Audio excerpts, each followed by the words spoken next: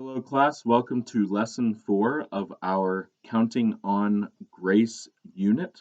We are going to be reading Counting on Grace today by Elizabeth Winthrop. We will be reading chapters 5 and 6 today. When I am done reading, please fill out the answers to the questions I've provided for you in our Google Classroom.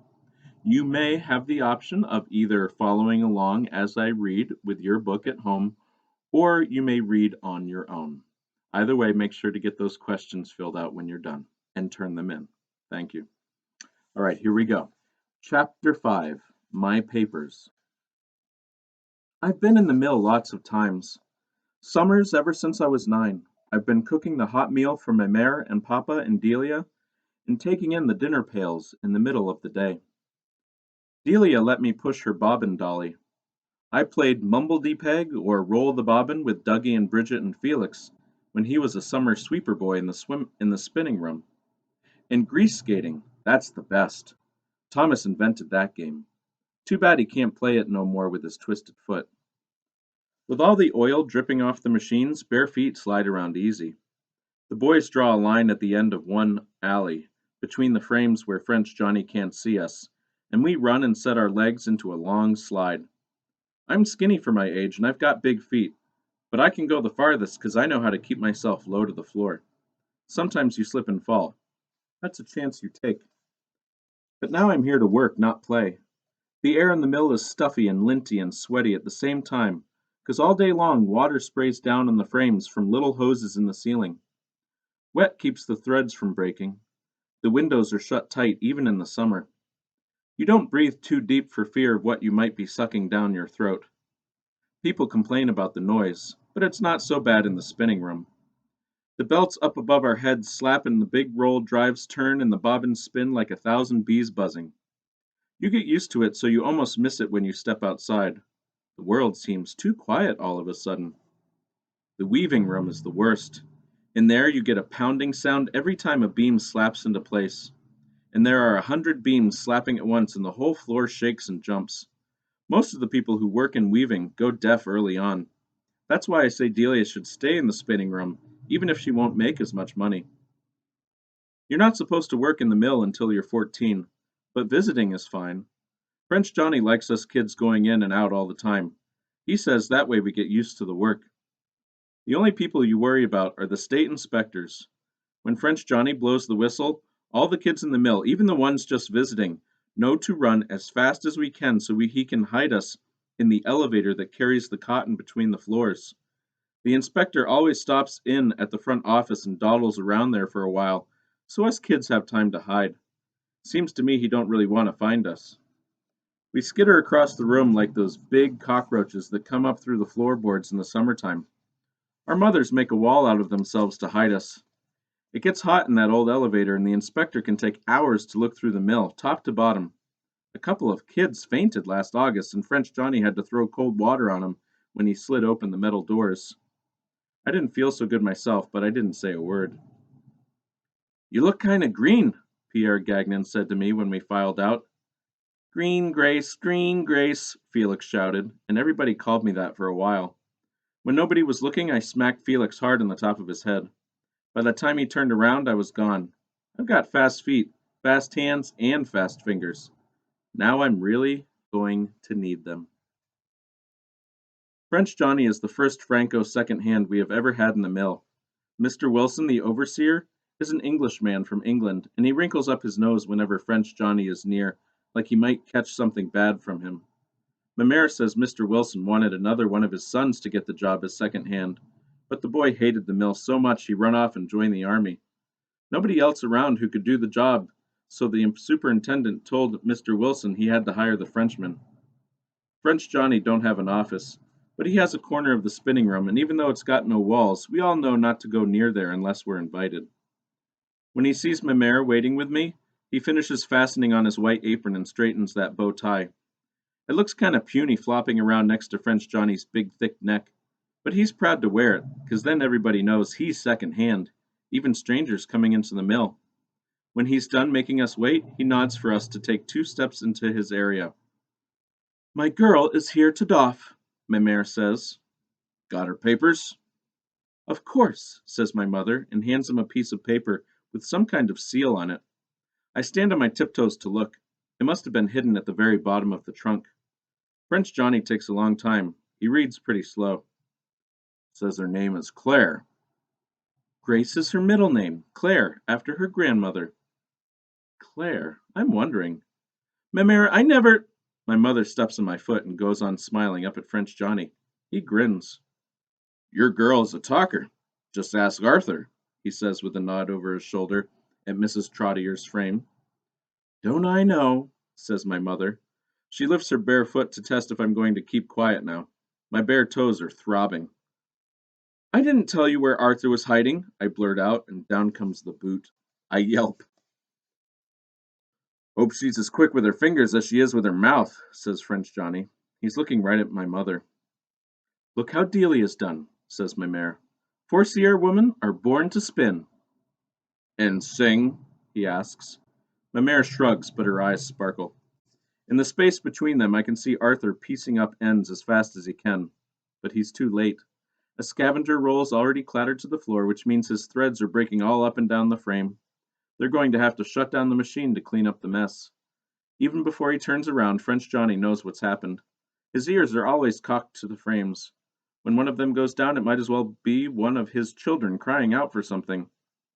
2 weeks learner's pay starting today, he calls back over his shoulder as he goes to check Mrs. Trottier's frame. I'm going to work. Right now. Arthur's got slow fingers, says my mare. Must run in the family. No wonder they only covered the 2 frames. She is walking me toward her own 6. Delia is already starting them up. Ma mère! Who's Claire? I shout. My mare knows how to tilt her head and pitch her voice so I can hear her above the hum and buzz of the spindles. The baby girl that died. I feel a jolt in my stomach. When? 14 years ago. You never told me. She shrugs. You don't count on keeping your children till they turn 10. No point. My mother lost 4. What did the baby die from? Fever. Never knew the cause. Little poorly thing right from the beginning. No use crying about that. She says all this while marching across the spinning floor, waving at one person, then speaking in another's ear as we pass, making her hoot with laughter. All the spinners lift their heads when my mare goes by, except for Arthur's mother. She don't dare lift her head for nothing now that French Johnny has gotten that machine of hers up and running again. Won't be long before her other one goes down. I trot along behind thinking about all those years when my mare wasn't counting on me living past the age of 10.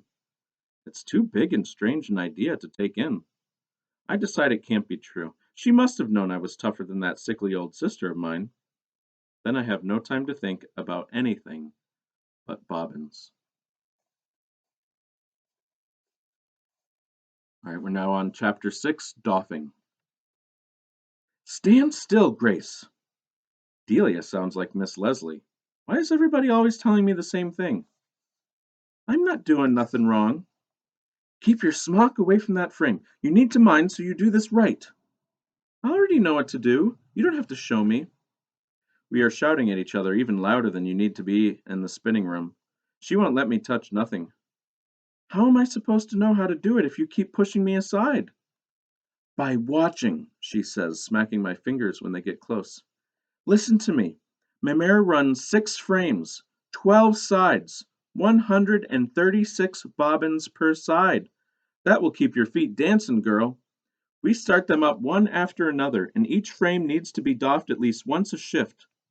She nods up at a board posted on the far wall. That's the schedule, but my mare pays it no mind. She doffs when she's ready. I knew the frames were big. If you could take one of those frames home, it would stretch from our front door right through the kitchen over the garden to the outhouse in the back corner of the yard. 12 times 136 bobbins. I can't even count that high, but my hands are going to touch every one of them wooden babies. I don't know how many times in a day. First, when they've got fat cotton bellies, and second, when they're skinny and naked. Thought of my little bobbin babies gets me to giggling, which makes Delia cuff my head. Why'd you do that? Grace, are you watching? I'm trying. All the time she's talking and the frame is still running. Delia is unhooking a long wooden roll and guiding it out from between the spinning yarns. Right now I'm clearing the scavenger rolls of lint, but you won't be doing this, you hear, Grace? This is Mamare's work and you better not mess with it. She only now making me do it 'cause I'm practically for my own frames. You better not mess with it, I repeat in that Delia voice that thinks it knows everything. I burst out laughing at the prissy, pinched look on her face. Grace, she spits, her face up close to mine. Stop with your fooling, right now. I stop. Delia feeds that wooden scavenger roll back in between the running ends. Everything is moving so fast that I can't make my eyes stay on the part they need to look at. All I know is if Delia moves that roll one little inch out of line, she'll slice through a bunch of ends and we'll have a mess on our hands. When I see her stuffing the waste in the pocket of her smock, I start up my little chant. Right for waste, left for lint. I need to keep that straight. Toff number one! Mamere yells. We run. Mamere lowers the ring rails with her foot pedal and throws the shipper handle on the top so the whole frame shuts down. Delia scoops up 4 empty bobbins from the cart pressed against her hip.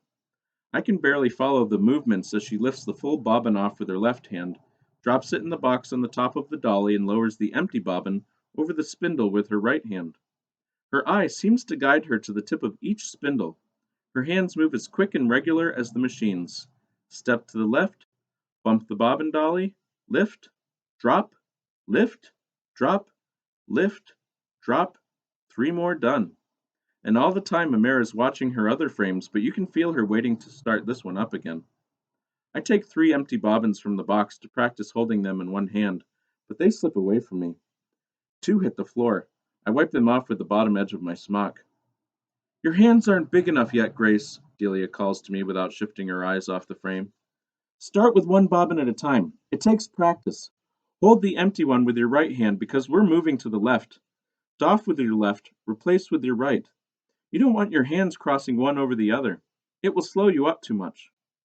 I try doing what she says, but my right hand feels lumpy and useless. I always do everything with my left hand. Mamere says that left-handed people are touched by the lucky stick, but I don't feel lucky right now when I've got to learn this big bumbling right hand to hold the empty bobbins. At the end of the frame, Delia dumps her waste.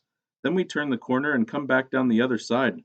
Another 136 bobbins. Ready, Mamere calls. Her voice sounds peevish. She has already reset the builder, that green metal wheel in the corner of the frame. She has to crouch down to do it, which is why the hem of her skirt is always black with the oil from the floor. Almost, Delia calls back, and she speeds up so her hands are flying through the air like birds. Last bobbin slides down over its spindle. She nods to my mother, who throws the shipper handle to start the frame up again. All the ends are slack now, Delia says into my ear. Watch while she jogs the rail. Mamere taps the foot pedal once, 2 times, 3. That gets the snarls out. Now pray all the ends are up. The frame starts its whirring, spinning work again, and I start breathing too, even though I didn't know I'd stopped. On our way down the row, Delia pulls up suddenly to twist together 2 broken ends. I run smack bang into the back of her so hard I almost knock us both over. She spits out my name as if it's a bad taste, and I scrabble away to give her room. From down the row, Mamere calls, Doff number 2! And Delia's hands start flying again, and I'm watching so hard that my eyes could burn holes in the thread. By midday break, my entire body is vibrating from trying to learn everything at once. The women gather in one corner of the spinning room to eat with us doffers passing in and out of their circle. It feels like I've got to clear the lint out of my throat before my dinner can make its way down, so I stand to the side, hawking and spitting into the handkerchief. Soon my mouth burns raw from working so hard. Don't bother, Dougie's older sister Bridget tells me. Your food will taste like the cotton no matter what you do. I settle myself near Arthur. I can't tell which is shaking harder, my body or the floor we're sitting on. In the weave room above our heads, the 700 looms with their slapping shuttles march along in regular time, just like an army on the move. Up there, they take their break in shifts, so the looms never shut down. You readin' the book about the soldier boy? I ask Arthur. Bridget shoves him with her elbow. Girl spoke to you, she teases. Best not to talk to her, Arthur says in a loud voice so everybody can hear. That Grace is a tattler. She's dangerous to have around. I am not, I say, but he don't speak again. He's got his book in one hand and his cold sausage in the other. When I lean way over to see the name of the book, he buries it deep in his lap. I get up and move away. Bet it is the one about the soldier boy. Bet Miss Leslie didn't make him give it back. I wonder what book Thomas and Norma and Rose and the rest are reading in school today. It must take them a whole day to get through a page with the two best readers gone. Suddenly I miss the feeling of all of us in that room together with the little kids droning away in the front rows, and the sun sliding in the open windows, and the cough and grumble of the river running over the rocks down at the bottom of the hill. Here, with the dirty streaked windows shut tight, it seems like the school and French Hill and Pepe and Henry all disappeared. It gave me a queer lost feeling. I jump up. Let's play a game, I say. The others are waiting for me to start something, so I hop over to a long skinny pipe laying in the corner. Follow the leader, I call, and with my hands out for balance, I walk the length of it, my bare feet curling around the cool metal. Nobody moves. Come on, I shout, and do it again, quicker this time. Two of the boys follow, and then Bridget tries and slips off twice. Take off your shoes, it's easier, I tell her. By the time she's got it right, I've gathered up a pile of waste and packed it into a greasy lint ball. I toss it Arthur's way, but he just pulls to the left so it floats by. Hubert, a bobbin boy, picks it up and tosses it back at me. Now all the kids are scavenging for the biggest lint balls and rolling them in the grease. We're having a great cotton ball fight when Mamere hoists herself up on the high windowsill and calls, Grace, enough nonsense! And we have to stop.